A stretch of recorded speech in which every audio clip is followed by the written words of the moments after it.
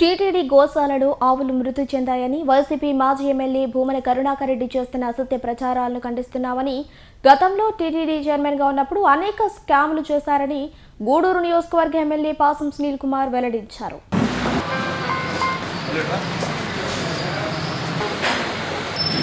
టికెట్లు ఎన్నో అమ్ముకున్నటువంటి మాట వాస్తవం కాదని అడుగుతున్నా.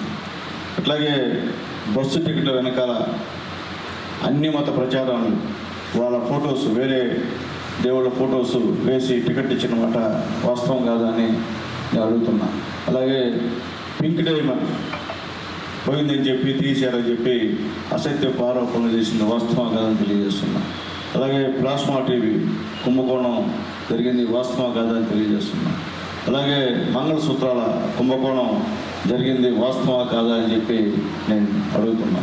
అలాగే ఆయన చైర్మన్ అయినప్పటి నుంచి కానీ, తర్వాత చైర్మన్ అయిన తర్వాత కానీ ఆంధ్ర రాష్ట్ర ప్రజలందరికీ తెలుసు ఏ విధంగా లడ్లు ఏ విధంగా ఉన్నాయి, ప్రసాదాలు ఏ విధంగా ఉన్నాయి. లడ్లు కలిపి నెయ్యి కూడా అవినీతిమయం చేసినటువంటి పెద్ద మనుషులు వైఎస్ఆర్సీపీ నాయకులు అని చెప్పి నేను తెలియజేస్తున్నా.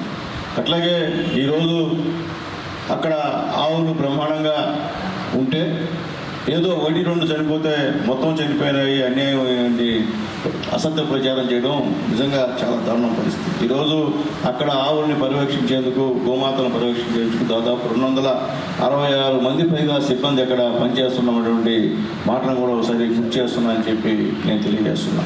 అంటే వైఎస్ఆర్సీపీ నాయకులు ఏమి చేయలేక ఏదో ఒకటి చేయాలా, తెలుగుదేశం పార్టీకి, ఎన్డీఏ కూటమికి మంచి పేరు వస్తుందనే ఉద్దేశంతో సాక్షాత్తు దేవుడిపైనే రాజకీయాలు చేయడం అనేది ఎంతవరకు సమంజసం అని చెప్పి నేను అడుగుతున్నాను. గతంలో ఇవి 7 కొండలు కాదు, ఇది 5 కొండలే అని వైఎస్ఆర్సీపీ నాయకులు చేసినటువంటి ప్రచారాన్ని కూడా ఒకసారి గుర్తు చేస్తున్నా అని చెప్పి నేను తెలియజేస్తున్నా. భూమన కరుణాకర్ రెడ్డి గారు ఇలాంటి అసత్యపు ప్రచారాలని ప్రజలు నమ్మరు. ఎందువల్లంటే మీరు ప్రసాదాల్లో కూడా కల్తీ చేసి, ప్రసాదాలు కూడా నాణ్యత లేకుండా చేసినటువంటి పెద్ద మనుషులు ఉన్నారంటే మీరే అని చెప్పి మేము తెలియజేస్తున్నాం. అట్లాగే శ్రీవాణి ట్రస్ట్ ఒకటి పెట్టి దాని ద్వారా వేల కోట్ల రూపాయలు అందించిన విషయం కూడా ఒకసారి గుర్తు చేస్తున్నాం అని చెప్పి మేము తెలియజేస్తున్నాం. అసలు ఏంటంటే దేవుడి నగలు కిందకి తీసుకొచ్చి మార్చేశారని కూడా ప్రచారం ఉంది అప్పట్లో కరుణాకర్ రెడ్డి గారు చైర్మన్గా ఉన్నప్పుడు అని చెప్పి కూడా నేను తెలియజేస్తున్నా. ఇన్ని లక్షణాలు కలిగినటువంటి మీరు ఈరోజు సస్పెండ్ అయినటువంటి రఘునాథ్ రెడ్డి ఆ అధికారి కోసం తిరిగి మళ్ళీ టీటీడీలో ఆయన ఏదో ఇబ్బంది లేకుండా చేద్దామనే ఉద్దేశంతో మీరు చేస్తున్నటువంటి అసత్యపు ఆరోపణల్ని ప్రజలు గమనిస్తున్నారని చెప్పి నేను తెలియజేస్తున్నాను.